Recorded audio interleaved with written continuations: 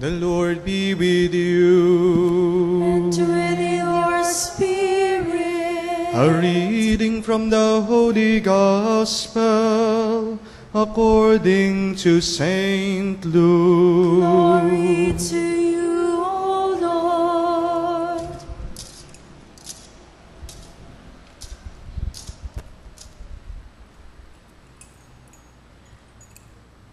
Jesus went up to the mountain to pray, and he spent the night in prayer to God. When day came, he called his disciples to himself, and from them he chose 12, whom he also named apostles.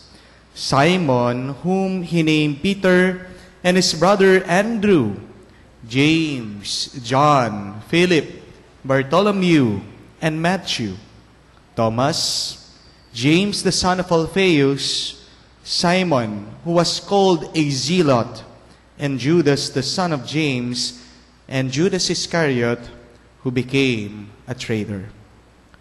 The Gospel of the Lord. Praise to you, Lord Jesus Christ.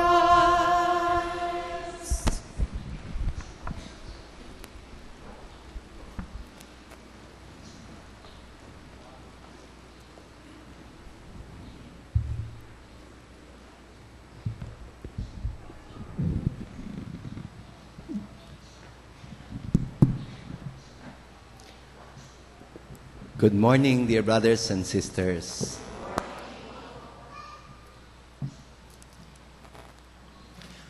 From the many disciples or followers of Jesus, Jesus chose 12, whom he called apostles, meaning the ones he had sent.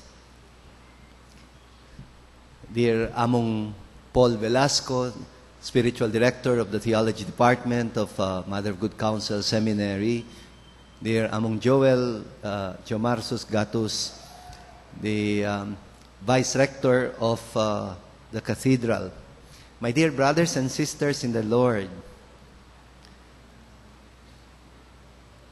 you know, the Lord chose the disciples, sent the disciples in pairs, but I do not know if he did it on purpose that 3 pairs of these disciples had the same names.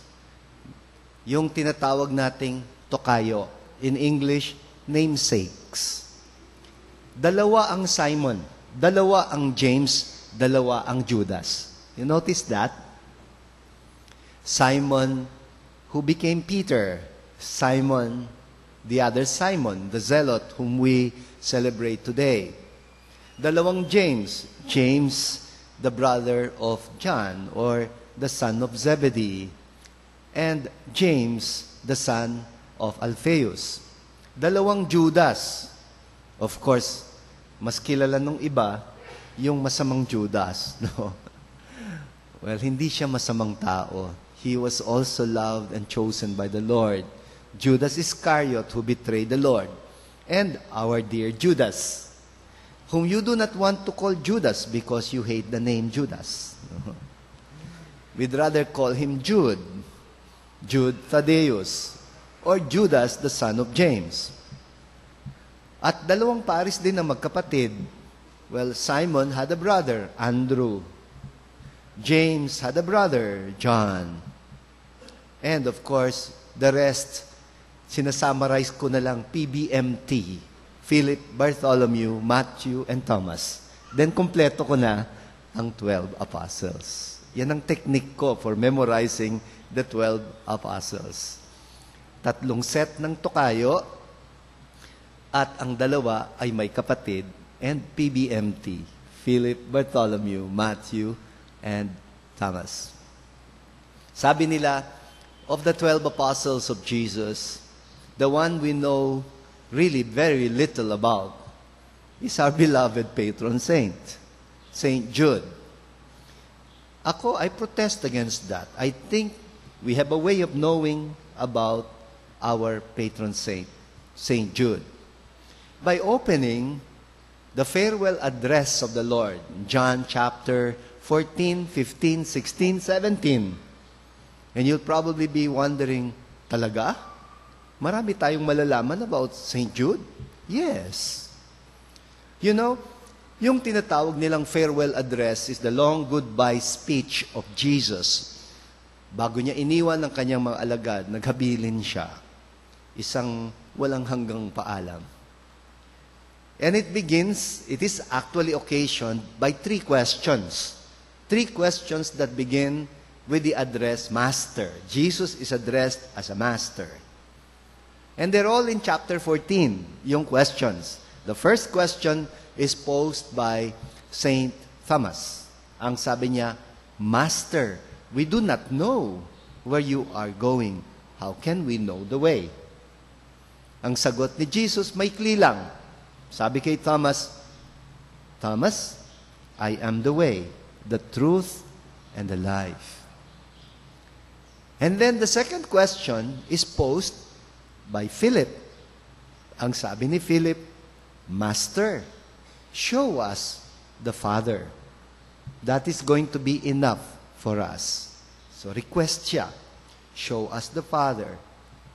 Ang sagot ni Jesus, Philip, have you been with me for a long time already and still do not know me? Anyone who has seen me has seen the Father, because the Father and I are one. Medyo mas mahaba ng konti yung sagot ni Jesus kaysa dun sa sinagot kay Thomas. The third question is posed by our patron saint. At ang tanong, ganito, Master, you are going to reveal yourself to us and not to the world? It sounds like a protest. Parang sinasabi ng ating patron saint, it's not fair. Lalabing dalawa lang kami. You will reveal yourself to just the 12 of us? Masyado naman yatang exclusive. You will not reveal yourself to the whole world? And then Jesus will answer the question of St. Jude. Ang sabi pa dito, very clear, Judas, not the Iscariot. But, of course, our Judas, Jude Thaddeus, or Judas, the son of James.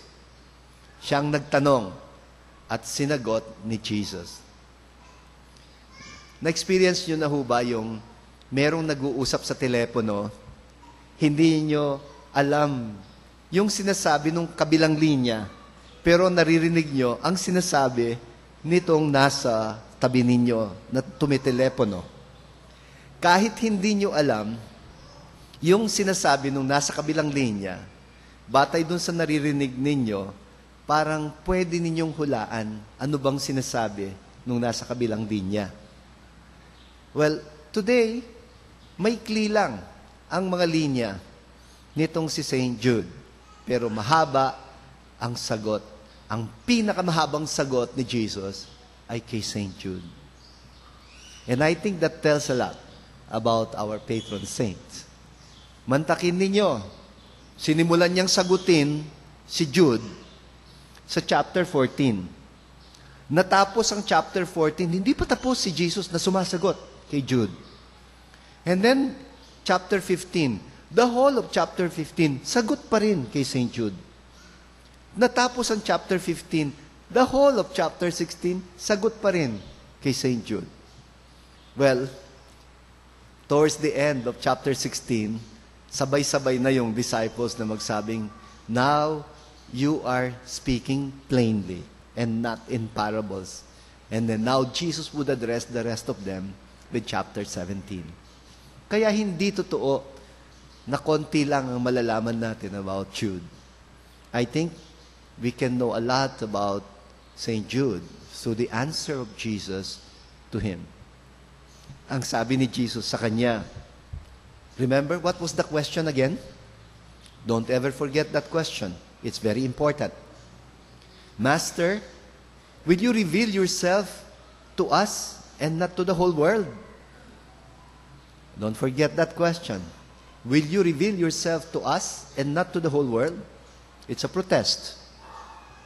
Sumagot si Jesus, At ang sabi niya, well, if anyone loves me, he will keep my word. And my Father will love him. And we will come to him and make our dwelling place in him. Simula pa lang yon ng sagot ni Jesus kay Jude. And it's going to be a long answer, but I will summarize the point. And the point will be made clear by the icon that we have of St. Jude. The familiar icon of St. Jude has, well, either yung ilaw sa ibabaw ng ulo o yung medalyon sa may dibdib niya. And I think yung medalyon with the image of Jesus is the more popular image of St. Jude. Well, itong icon na ito doesn't mean that St. Jude was wearing a pendant all the time. I don't think he ever wore a pendant. An icon is a theological statement. It is proclaiming a truth about this person. At yung kanyang medallion with the face of Jesus is supposed to communicate to us something very profound. If anyone loves me, said the Lord to him, he will keep my word.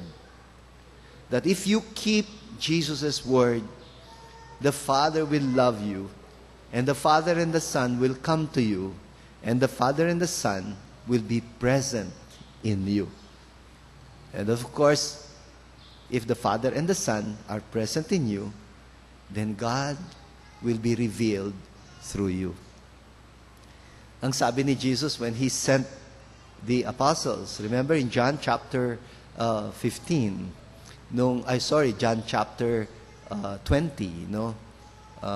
Nagpakita si Jesus sa kanyang mga alagad in the upper room.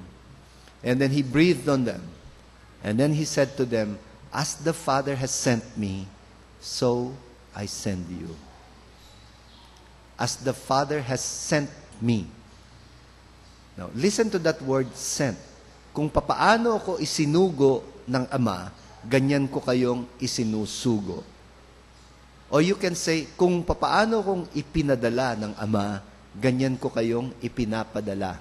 The word sugo or padala, that is the word apostolos. That is the meaning of the word apostle. An apostle is a disciple. Of course, you cannot be an apostle without first becoming a disciple. An apostle has to first be a follower. That's what a disciple is. But a disciple must not remain a follower. You follow the Lord in order to see the Lord more closely, to love Him more dearly, to follow Him more nearly, so that He can become your friend. I no longer call you servant, sabi niya, because a servant does not know what the master is doing. Instead, I call you friends. Ang tinatawag ng Panginoon ay hindi mga alipin. Hindi kailangan ng Diyos ng alipin. Ang tinatawag niya ay mga kaibigan. Kung kayo ay kaibigan ko, ang sabi niya, kayo at ako ay iisa. You become one with me. And when you become one with the one who sends you, when you are sent, then you are sent not in your name, but in the name of the one who sent you. That is what it means to be a Christian. So, salamat kay St. Jude, mas naiintindihan natin kung papaano ang maging Kristiyano. Alam ko, maraming taong naghahanap sa mukha ng Diyos. And they cannot see God because they say God is invisible. I am disappointed when people say God is invisible. Hindi totoong invisible si God. God has become visible, has made Himself visible in Jesus Christ, His Son, the incarnation of God, the God who has shown His face, the human face. But I know you will protest and say, but what about Jesus? Where is He? He ascended into heaven. E di iniwan niya na tayo. Kung iniwan na tayo, the invisible ulit si God. Well, St. Jude learned the lesson through his conversation with Jesus. Jesus has left us so that he could be more present with us.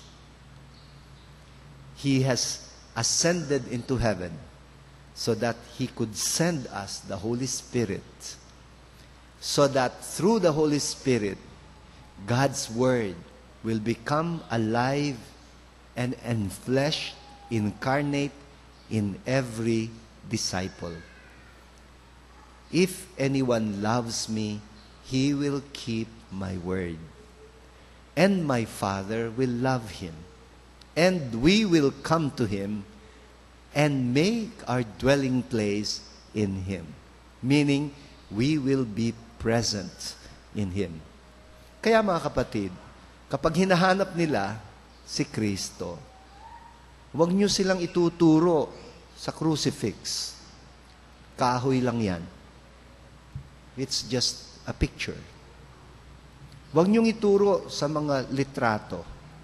What makes you so sure he really looks like that? Anyway, you want to make Christ visible? Don't show them the face of Christ. Be the face of Christ. Be the image of Christ. That is what St. Jude today is communicating to us. Be the bearer of that icon.